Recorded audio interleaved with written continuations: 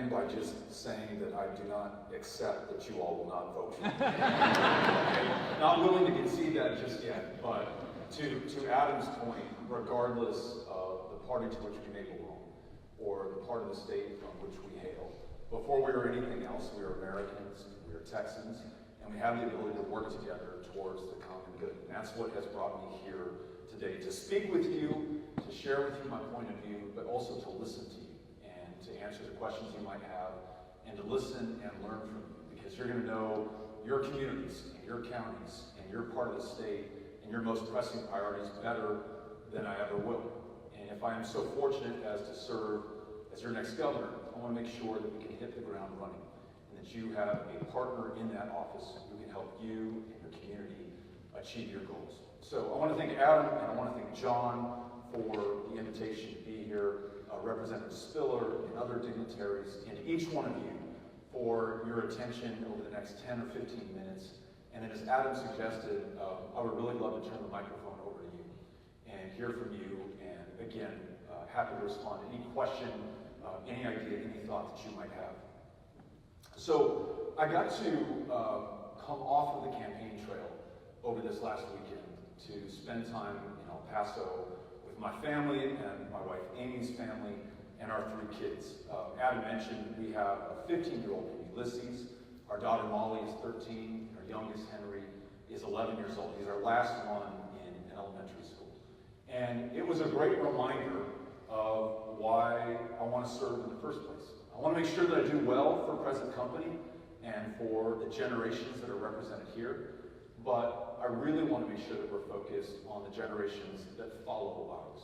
What we do for them now will define us and this state, and really it'll determine whether we pass their judgment, right? If there's one thing that I fear more than anything else, it is the judgment of my kids. When they look back on this moment, they say, hey Dad, hey Mom, when you had the chance, what did you do with what you had, with where you are, with who you were with? And I want to make sure that we can answer that positively and to their satisfaction. And so that's what brings me to this race. That's what brings me to this room here today. Friday night, we walked from our front door, Ulysses and I, my 15-year-old, and we went downtown. And I just wanted him to see a part of our community that we probably don't spend a lot of time in. Certainly we haven't over the last 2 years of this pandemic. But I wanted him to notice the growth and the investment and the development that El Paso has seen. And I said, Ulysses, when I was your age, in circa 1987, and I was walking down these same streets, it was an absolute ghost town. There was no investment. There were no businesses open. There were no people on the streets on a Friday night after 5 p.m. We had really lost our way as a community, and something had settled in that I describe as good enough. We heard this from our parents and our grandparents and the generations that had preceded us, that whatever we had in El Paso was good enough for our community. We're this far out of the way border town, and we're so distant from the centers of power in Austin that we're actually closer to the state capitals of Chihuahua and New Mexico and Arizona and Colorado than we are to our own. So if we get anything from Austin, the state legislature, and the governor, well, that's good enough for El Paso. Don't expect more, in other words. Well, that philosophy really had a profoundly negative impact on our growth and our trajectory as a community. And for a young person, that point of view is just absolutely toxic. I don't want to be anywhere that is good enough. I want to be someplace that is great. I want to be where the energy is, where the excitement, where the electricity can be found. I want to meet other young people who are ambitious and aspiring and want to be at the center of whatever is happening. And if my own community has decided that we are not it, well then I want to go somewhere else. And I did. And I left El Paso for a number of years. But at some point, as may have happened with you in your lives over the course of your career, home came calling. I wanted to be with my family. I missed the food in my hometown. I loved the mountains and the Chihuahuan desert. I loved our connection to Mexico and Ciudad Juarez. And I wasn't getting any of that in the other places that I had called home temporarily over the years. But I also wanted to be part of the solution. Adam mentioned that I was a small business owner. I started a small technology firm in El Paso, Texas, trying to create some of those high-wage, high-skill, high-value jobs that were missing from our community and from which so many people were fleeing. I wanted there to be a reason for people to stay or to come back to El Paso or to visit our community if they'd never been there in the first place. I ran for and won a seat, a nonpartisan seat on the El Paso City Council, where again, I wanted to work with my community to make sure that we were not good enough anymore. I wanted us to be bound for greatness, and I wanted to have a role in that, working with the community, listening to the people that I represented and served, and making some progress. You know, and as a proud dad, I'm taking Ulysses down the city streets of El Paso and saying, hey, son, we worked on this project 15 years ago, and it's now just coming to fruition.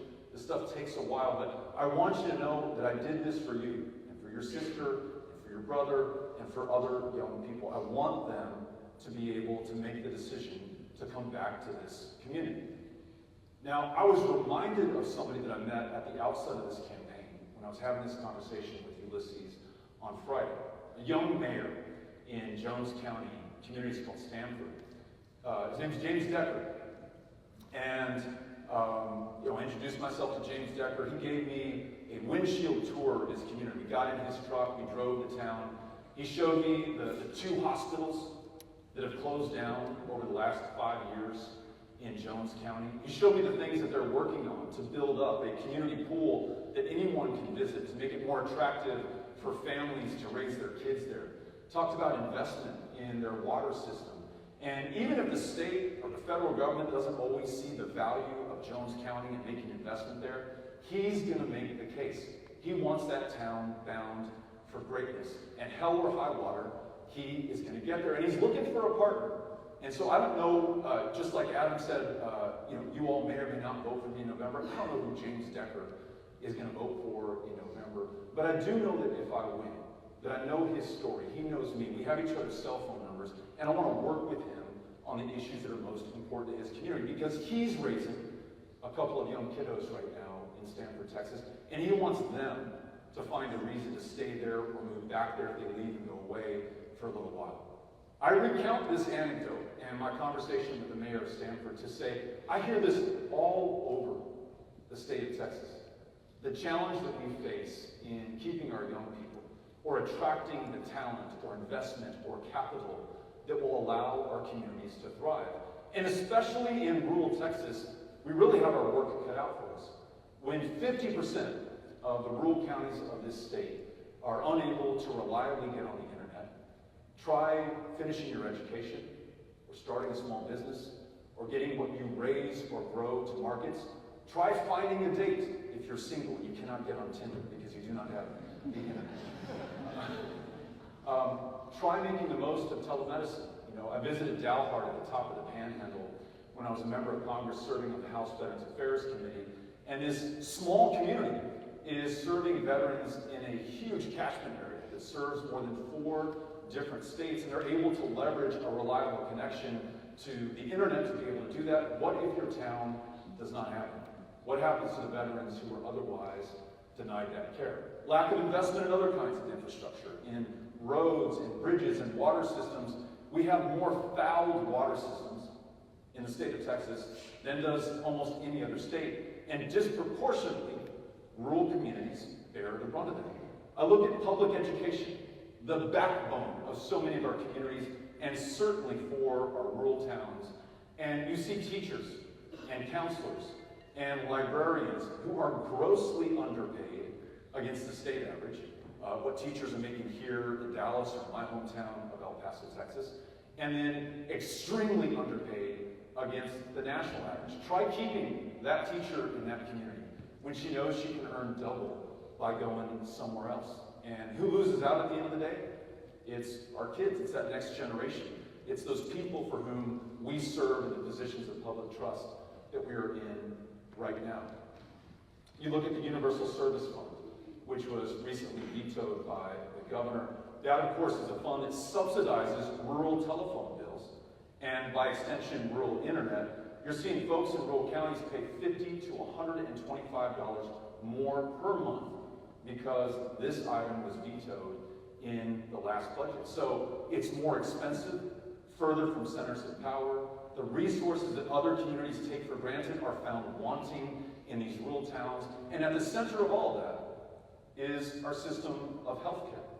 27 hospitals have closed down in the last decade in rural communities across the state of Texas. No other state even comes close. And the way I think about it, I think those in positions of power and public trust at the highest levels in Austin, Texas, just assume that it is good enough in rural Texas. What you have, you should be happy for. Don't expect anything more than that.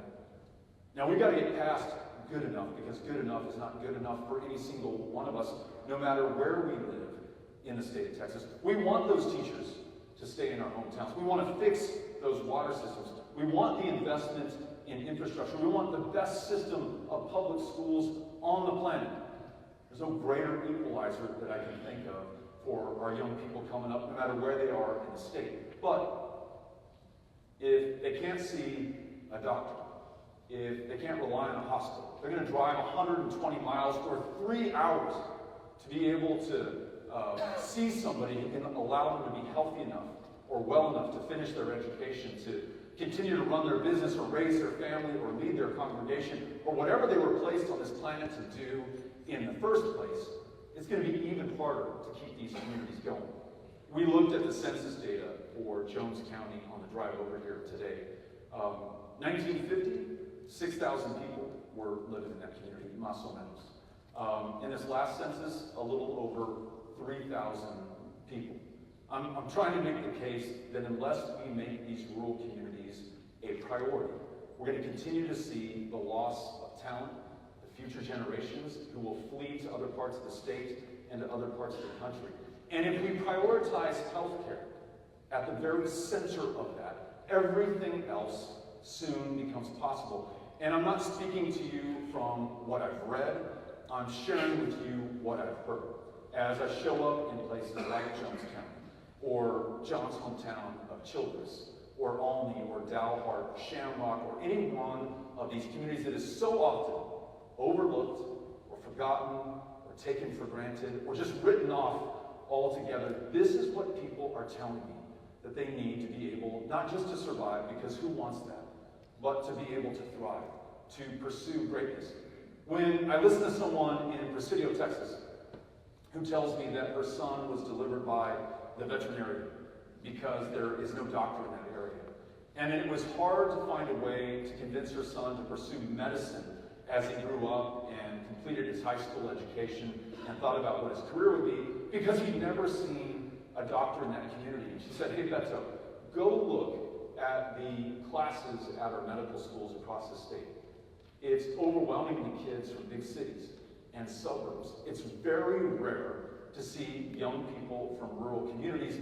And when those younger people from rural communities don't see doctors or their older brothers and sisters pursuing medicine, well, then it's just a reinforcing negative spiral in that community." So I thought about that, and I'd love to work with the state representative and anyone, anytime, anywhere to address this issue by perhaps reintroducing the Rural Scholars Program, which says, look, if you are willing to come back to Presidio or Fort Stockton or Shamrock, Texas, and practice medicine for 6 years, we'll cover the cost of your medical school education. You don't need to take on the tens or hundreds of thousands of dollars of debt. Give us 6 years of your life and improve that community that gave you a chance in the first place, and we will pay your ticket. I know that it works because in Fort Stockton in 2018, we were having a conversation, a town hall, a meeting just like this one, with a much smaller group in the Dickey's restaurant there. And I met a young guy named Alden Velasquez, born and raised in Fort Stockton, graduated from the high school there, could not afford medical school. And a program like that existed at the time in the state of Texas.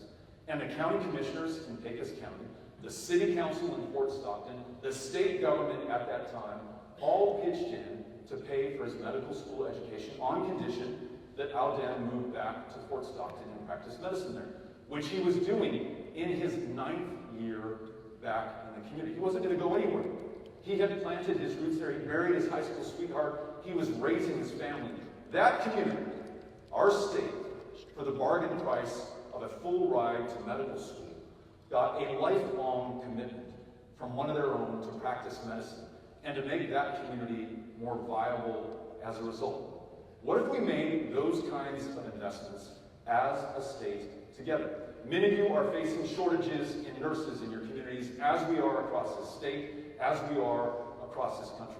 What if we make a similar investment in their education, deferring debt or wiping it clean altogether, as long as they make a commitment to work in these underserved, in-demand communities and professions? What if we make sure that we invest in that broadband technology throughout rural Texas to guarantee that where you do not have somebody physically present, at a minimum, we can rely on telemedicine and the connectivity that brings a little bit of care, a little bit closer to home for those who otherwise would not be able to avail themselves of it? What if we decided that we were going to expand Medicaid in the state of Texas, not for Democrats, not for Republicans, not for independents, not for big cities, not for rural communities, but for each and every single one of us? $10 billion a year. That is your money and my money that we pay in federal income taxes that is now going to other states and should rightfully come here to Texas. $100 billion has piled up on the table in the time that we have deferred the decision on this incredibly important choice. And in the meantime, we have become the least insured state in the country.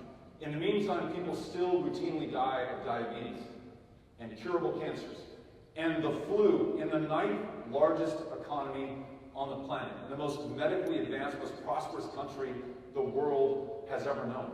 And lest you think this is a partisan thing, the governors of Arkansas and Louisiana and Oklahoma and New Mexico, 3 of the Republicans, have all signed legislation to expand Medicaid in their states. Not only is it better for connecting people with care who otherwise would go without, not only is it better to recruit physicians and medical providers to our underserved communities, not only is it better for keeping open the hospitals we have and reopening some of those that have closed so far, it will also reduce our property tax bills. Because as you all know better than probably anybody else in this state, when someone goes in and is unable to pay the bill at the end of their care or treatment, it's not as though that bill goes away or disappears or evaporates. Somewhere, someone down the line is going to have to pay that, and very often it is a local property taxpayer. So accepting Medicaid expansion could also relieve pressure on homeowners and property taxpayers across the state of Texas. It makes all the sense in the world. Working with our friends in the state legislature to make sure that we work out a deal with the federal government on 1115 waivers and anything that ensures that we are able to make the most of the help that we need to get care to people who otherwise would not receive it without burdening our state, local property taxpayers, or the people with whom we live in these communities. Again, remember, we're trying to make our towns more attractive for starting families. If we have to jack property taxes, we will never get there at the end of the day. Last thing that I want to say, and then I want to listen to you. None of this stuff is a Democratic Party priority. None of this stuff is a Republican Party priority. All of this stuff is a central Texas value of doing good for one another, by one another, doing common sense things that we can agree on, finding as much common ground as possible, and then moving forward.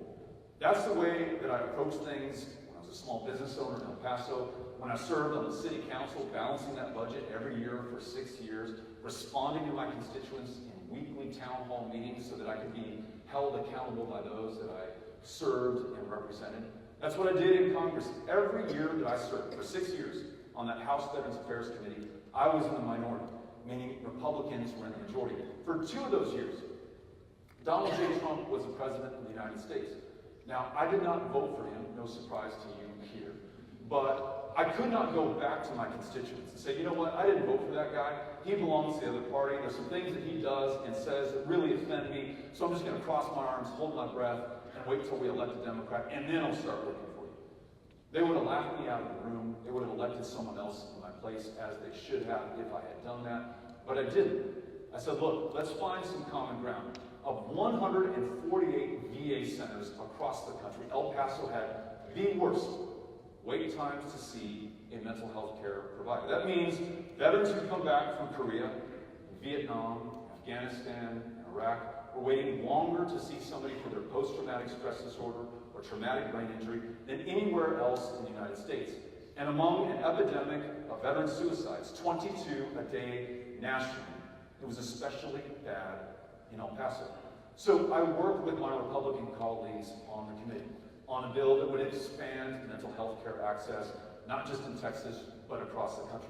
And my Republican colleagues said, I like the idea, I don't like every particular in this bill. What if we change some things? We found consensus, and though this is a dirty word in American politics today, we even compromised so that we could get something that a majority of our colleagues could vote for in the House and in the Senate, and President Trump can sign into law, opening up more care for those who earned it, who deserved it, and by God, we're going to do everything in our power to make sure that they got it. Did the same thing with the local business community, expanding access through Texas Tech Health Science Center and private providers to ensure that we opened up capacity for veterans who otherwise were not able to get into the VA. That is the same approach that I will use as your governor, working with anyone, anytime, anywhere, to fix the problems we have and make the most of the opportunities before us. That's what brought me here today. That's why I'm excited to listen to you and grateful for the opportunity to speak with you. Thank you all for having me out.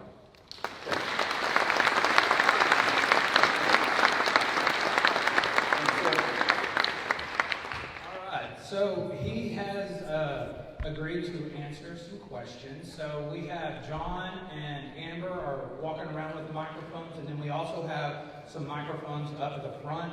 So if you would, if you have a question, please come up here and use the mic. But I think we have our first one right here with Representative Spiley. Yes, Representative David Spiller. I'm the state representative for House District 68. I'm also general counsel, have been for over 30 years to the Faith Community Health System. So as a long-time attendee of Torch, welcome. We appreciate you coming. We appreciate you speaking. We appreciate your willingness to answer questions. I do have a question. What is your thought on, do you think that the rural hospitals represented in this room should be on the hook for the cost of health care for the illegal immigrants crossing our border, or should that be the federal government's responsibility? Representative, thank you for the question. Thank you for your service. It's the federal government's responsibility. It is now, it always has been. It doesn't mean that the federal government is doing its job today or has in the past. In fact, my dad, Pat O'Rourke, was a county judge in El Paso in 1982 and sent a bill to the Reagan administration. He would have sent it to the Carter administration if Carter had been president at the time, for the uncompensated care that El Paso taxpayers and taxpayers into our county hospital district were on the hook for. We were, and maybe still are, one of the poorest urban counties in the United States of America. And yet we were asking our property taxpayers to foot the bill for the care of undocumented immigrants in our community. That is the federal government's responsibility, and as governor, I will make sure that we advocate for the federal government to do their part and insist that they do and work until we get that compromise reached and their part of the bargain dealt with. So are you saying that, and just to follow up until I understand, are you saying that you are in favor of expanding Medicaid to cover illegal aliens? I'm in favor of expanding Medicaid. For those who seek care at our hospitals and are undocumented, that is a federal responsibility. And so whether that's through disproportionate share funds, whether that is through some other action, that's the federal government's responsibility. But I will say that is a wholly unsatisfying answer from my perspective. As long as we still have undocumented immigrants in our communities, in the state, in our country, then we have failed. And the larger responsibility on the part of the federal government is not so much to pay for this health care, which they should, but to address the fact that we haven't, since the Reagan administration, had a comprehensive rewrite of our immigration laws. And listen, as I've traveled the state, being with cotton growers in Lamesa who depend on immigrant labor, meeting with some of those immigrants in Brownsville, Texas, who are picking the onions that we depend upon, it is clear that we need a solution that should not come from Democrats, it should not come from Republicans, it should come from the state. I know some of your colleagues are working on a Texas-specific guest worker program. That is really exciting to me, to meet the labor demands that we have here, for there to be an orderly, legal path for people to come here who will follow our laws, and then who want to return to their home country without having to stay here or to bring their families up here. So I would love for Texas to lead the way. I'd love to work with you to make sure that Texas does, because I think that's the real problem that we have to address. All these other ones flow from Congresses and former presidents and the current president's inability to get the job done. Thank you, appreciate it. Thank you very much. Beto, thank you for being here. Mark Strode from Memphis Healthcare in San Antonio. I had a very, very similar question. This is standing up here. I'm going to change its context just a little bit to ask it in a more broader way. In regards to immigration policy, and first on a personal level, I'm a landowner in Valverde County, land that borders the San Felipe Creek and the Rio Grande River. Last year we had literally thousands of immigrants that used our land to get wherever they were going. I'm certainly empathetic to what they were leaving and coming to the United States to escape. However, when your house is broken into multiple occasions, your property is littered with trash, blatant disregard, your fences are cut and so forth, it's frustrating. The hospitals represented here, as been articulated, obviously face an undue burden of taking care of those patients, and the last thing we need is another challenge beyond what we already have to take care of. So I guess my question is, beyond just healthcare in the broader context of immigration policy, how do you address that? How do you change the process, and how do you make it work? Thanks for the question. I was actually just in Del Rio last week and had a chance to meet with Border Patrol agents, with local law enforcement, with some of the members of the National Guard who've been deployed after being activated by the governor down to Valverde County, down to Del Rio.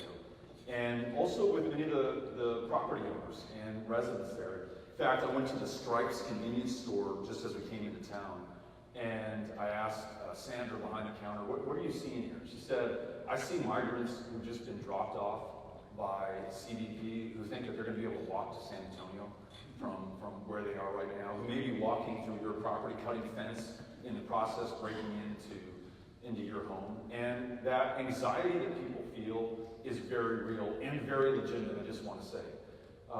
And what we are doing as a country right now is absolutely unacceptable.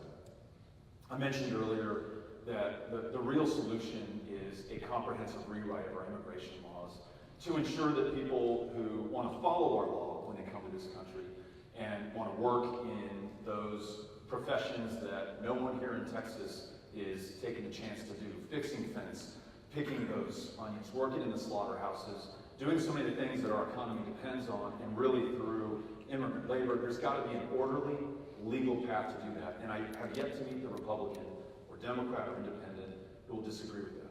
I think we can also acknowledge when you're waiting 20 years, which is the wait time if you live in Mexico, and you want to legally and orderly join a family member here through our current visa process, 20 years is unfortunately an incentive to find a way around that line. I'm not saying it's right, I do not condone it, I'm just describing the situation that we have and maybe explaining some of what we're seeing. And then lastly, as you know, so many of those who arrive at our border are fleeing some of those brutal and violent places on the planet that happen to be in the Western Hemisphere. We've got to address all three of those things, and the only way I think we really can do that is comprehensively. I would love for Texas to take the lead in that conversation. No one understands this literally better than you or better than I do. I live in El Paso, Texas on the U.S.-Mexico border as well. Whether you're a Republican and I'm a Democrat, or whether parties matter at all, we should bring our experience and our expertise to bear on this. And whether it's a guest worker program developed on Texas terms, whether it's new asylum hearing officers, so the 5-year wait right now that people endure to hear their asylum request, that should be 5 days or 5 weeks. It should not be 5 years. The logjam that we are creating is causing so much confusion and chaos that we're seeing right now at different parts of our border. And that's not good for anybody, especially those who live on the border. And then I know that some of my Democratic friends won't want to hear this, but if somebody comes to this country and they do not have a legitimate asylum claim, if someone comes to this country and they have not followed our laws, then they must be returned back to their home country. And where our laws do not meet our values and do not meet our needs and do not reflect our priorities as a state and a country, we must fix them and we must change them.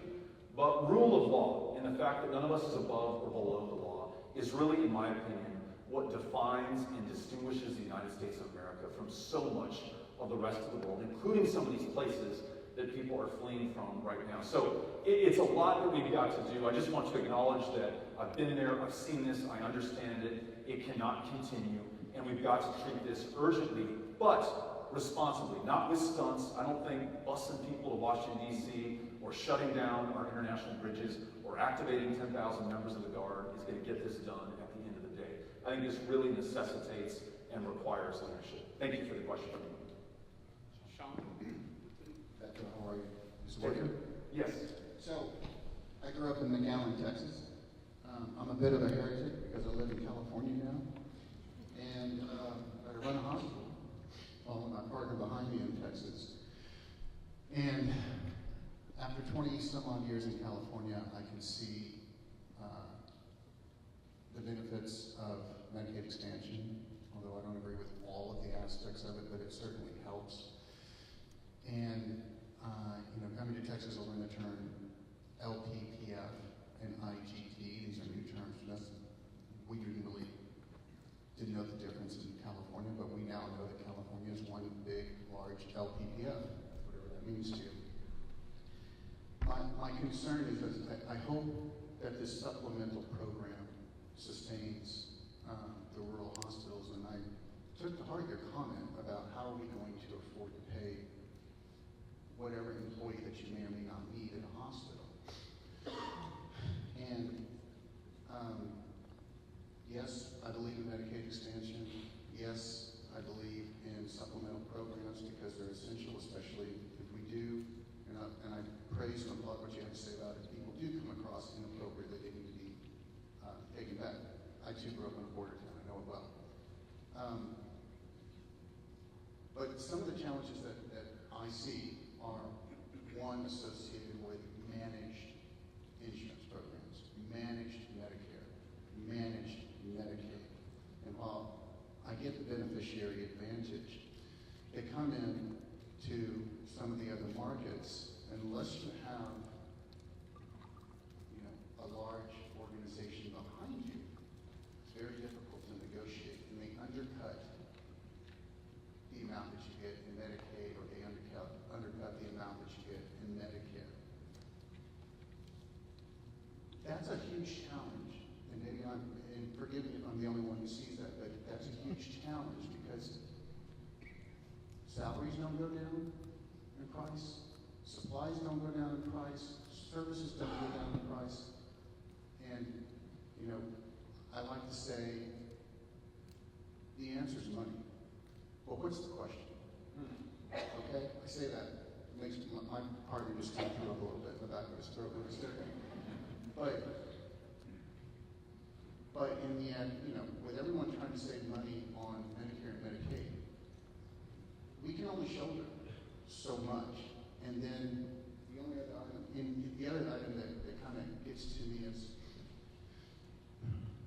and thank God it's in the rearview mirror, I believe it is COVID.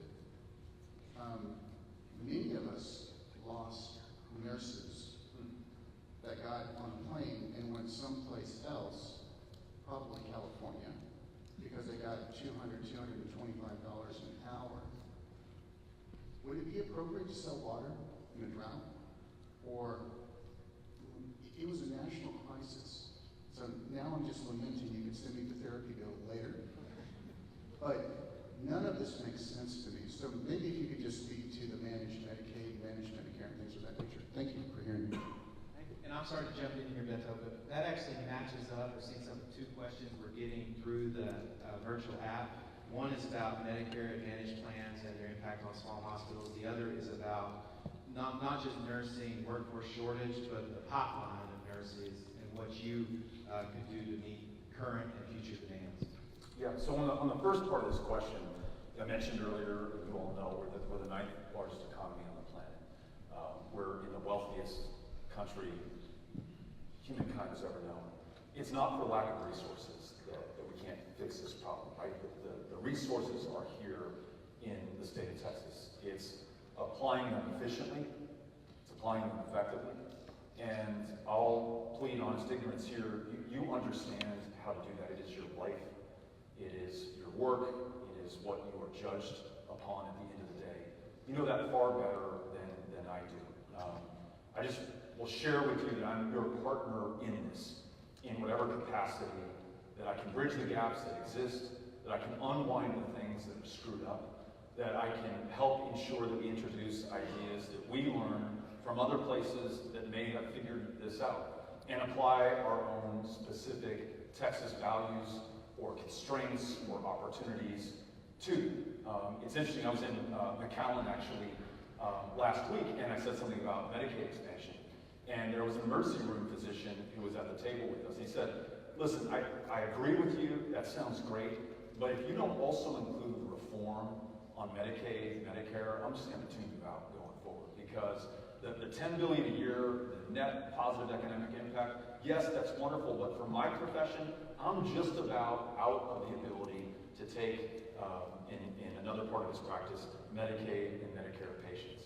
What I hear anecdotally from providers in El Paso is that they are paid a fraction for performing the exact same service as a doctor would perform in another part of the state or another part of the country. Again, kind of like the school teacher underpaid by $15,000 against the national average. Good luck, El Paso, attracting and retaining the providers that we need. And last time I looked, our provider-to-patient ratio in Texas is on par with Panama or Syria or a third world country. If we do not get these formulas and the process and the system fixed, then it will continue to benefit the places that are already doing well and continue to drive those that are struggling even further underground or underwater. On this second question about nurses, we have a nursing shortage, again, of about 20,000 nurses here. Listening to nurses who were used to a nurse-patient ratio depending on discipline and part of the hospital or their profession, 1 to 3 or 1 to 4, now 1 to 6, 1 to 7, they're stressed out. It is further exacerbating that shortage because they're ready to sign up to become a travel nurse or to seek another profession or to retire early altogether. So what can we do?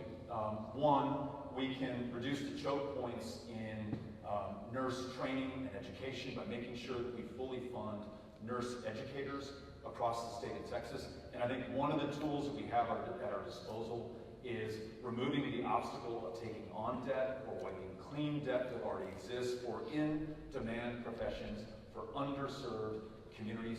We can do the same for nurses in this state. And by our projections, we can add net new 7,500 nurses a year. And over the next few years, more than make up for that deficit that we are in today. The other thing, and I know you all do this on a daily basis, but nurses are telling me, and my sister, who I just sat across the table with at Easter dinner, is a nurse in El Paso, that they went from, at the beginning of this pandemic, being the heroes, that everyone tipped their hat to or patted on the back or thank you for your service, to, in the words of some of these nurses, becoming the zeros. As there are fewer nurses per patient, as there's more stress on the system, they are very often the first to receive the frustration and sometimes the attacks of these patients who are, or their family members who are at wit's end. So making sure that we elevate this profession by demonstrating the respect and dignity for those upon whom our lives literally depend would be a great step for the next governor to take as well. Thanks for the question. Lorenzo?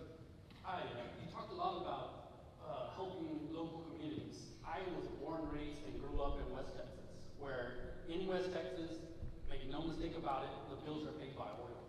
For the state of Texas, the budget is paid by oil. So my question, in August, President Biden, as opposed to reaching out to domestic producers, reached out to OPEC to increase our oil supply in the United States.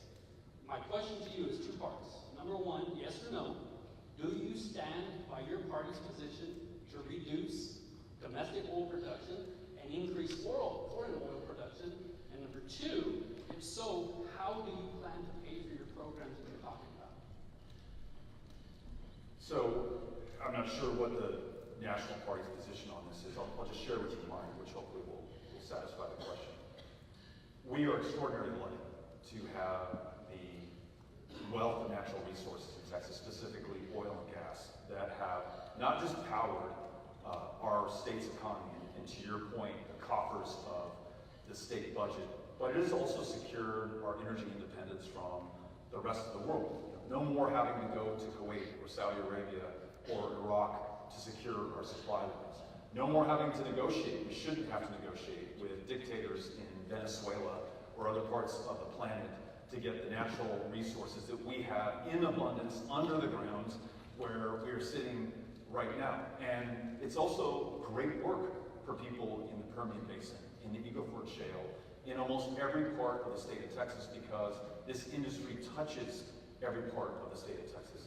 And given the fact that we just witnessed the unprecedented, at least since World War II, invasion of a European country by another country when Russia invaded Ukraine, which is putting extraordinary pressure, especially on natural gas supplies in Europe, Texas has this extraordinary opportunity to be part of the solution to that problem, where we want Europe to wean itself from dependence on Russian oil and gas. All of that comes from Texas, and you cannot get it if you constrain the supply or the productivity that we have here in this state. So I want to see that continue to go. I want to see that continue to grow with the innovation and the ingenuity that are also unique to our state. And listen, if these hydrocarbons have to be brought to surface and taken to market from someplace in the world, I want it to be Texas. I want the jobs to be here. I want the well to be here. I want the tax revenue to be here. And I know that though we can always do better, we are going to extract that as safely as any place on the planet, probably better than almost any other place on the planet. So that's my case for doing this. But I also want to make sure that we expand our leadership when it comes to energy. We are the energy capital of the world right now. That's great.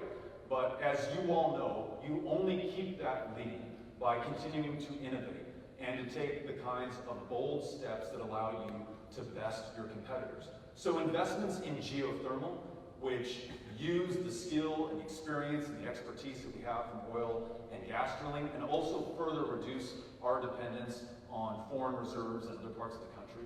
Wind, which we are number one in the nation in today. Solar, which we're number two in and should be number one.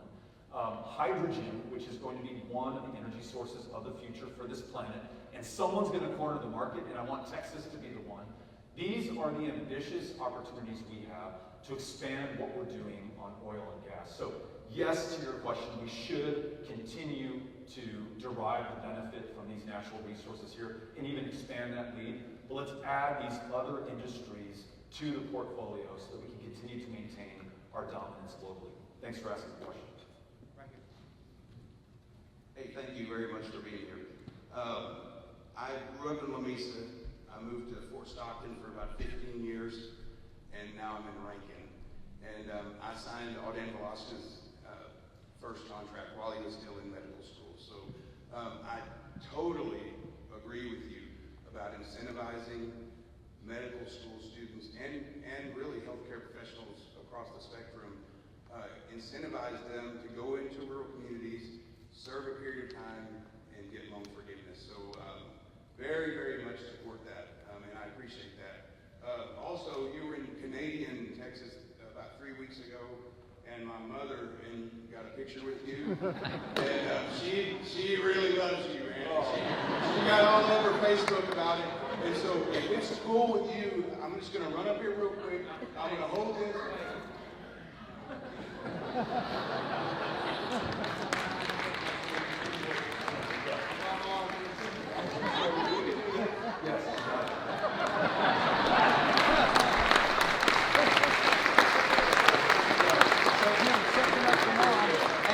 Where's security?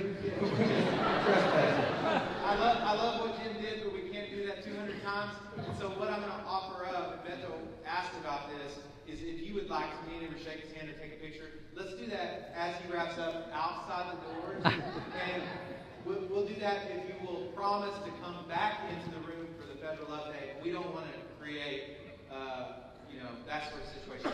If you're okay with the Beto, we'll do it outside, and then we'll turn you loose. But let's do one more question. One more question. First of all, Teddy Scott, CEO, Titus Regional, Mount Pleasant, Texas. Thank you for coming presenting. Truly appreciate it. I'm 60 miles from the border of Oklahoma, Arkansas, and Louisiana. So, one thing I would encourage you to remember, there's 4 parts of Texas, or 5 parts in East Texas. East Texas, if we were a state, we'd be the 45th largest state, or the 43rd largest state, but 45th for death, 48th for cardiac death, 51st for stroke. So we're struggling in Northeast Texas. We're the last independent health system left. I've seen 4 of the 27 hospitals you talked about closed within 40 miles of us. It was there when one closed at 12:30, 12 o'clock. It's emotional when a hospital closes what it does to the community. So I just want to appreciate your support and talk about it. During COVID, we had 5 surgeons in Titus County. We had the largest COVID per 100,000, but we kept the lowest mortality rate in Northeast Texas close to the state. Because we're an independent hospital. We're a rural hospital with the people in this room. It's personal. We saw our friends and our family and our own employees pass away. I'd like to also just talk about rural America. We are suffering, from a COVID perspective, twice as many deaths than urban. Most of the help went to the health departments. Most of our rural counties don't have health departments. So I encourage you, when you're thinking about the future and thinking about public health, we look about investing in the rural hospitals of Texas for public health, and let us be the health departments for our county and our communities, and give us that money. No more unemployment mandates, no more mask mandates, but let us be the health department, because COVID, we proved that we can lower the death of our corporate medicine and urban communities in practicing community medicine in urban hospitals. So just wanted to put that in your head as far as public health is lacking and rural communities suffer from the comorbidities. I'm the perfect example of poor health. I apologize. I'm overweight. I have stress because I'm a hospital CEO. And we don't get much sleep because we're trying to make something with bootstraps. But I think public health can change in the state of Texas by empowering the hospitals and local communities to be the health departments, vaccinations and all that, and give us the money that we know that we can help in our community. As far as Medicaid expansion, thank you for your support. Please be careful that it's not a silver bullet. We still have 31% uninsured in our community, and Medicaid expansion is not going to help it much when you look at the numbers that THA and Torch has provided us, because we have hardworking sole proprietor people who would be outside that system. So I would encourage you, as you support Medicaid expansion, look at the impact on rural communities and what that will do. Again, thank you for coming today. Thank you so much. I appreciate everything you just said. And that toll that you spoke of in such personal terms when a hospital closes in a community. And I mentioned some of the functional drawbacks that produces. You're going to drive further to get care. It's harder to recruit or retain talent in your community.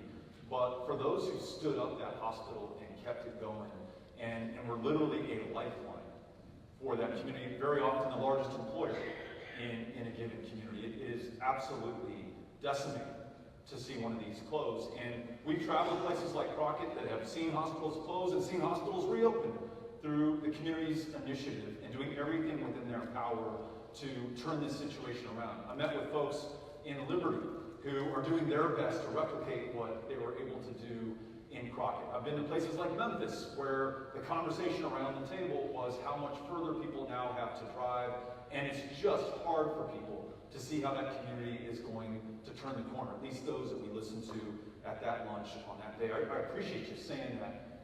And look, you may wonder, why is this guy going to places like Memphis or Alney or Tyler or Longview, or places that last voted for a Democrat 30, 40, 50 years ago? It's because I have no hope of serving these communities effectively if I have not shown up first, listened to and learned from the people that I want to work with and with whom I want to partner going forward. So, to Adam's point at the outset, could care less, honestly, given the topic that we're talking about, whether or not you vote for me in this next election. That is unimportant. I don't care who you voted for in the last election. That is a meaningless difference between us, if there is one. What I care about is what we're going to be able to do going forward.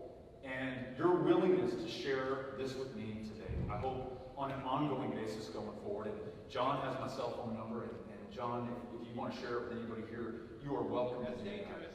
What's that? Yeah, that's dangerous. I want to make sure that if we're able to work together, that I am effective for you. That's all that matters to me at the end of the day. And I just want to thank you for giving me the chance to address you, to answer your questions, and to be with you. It's an incredible honor. Thank you all so much.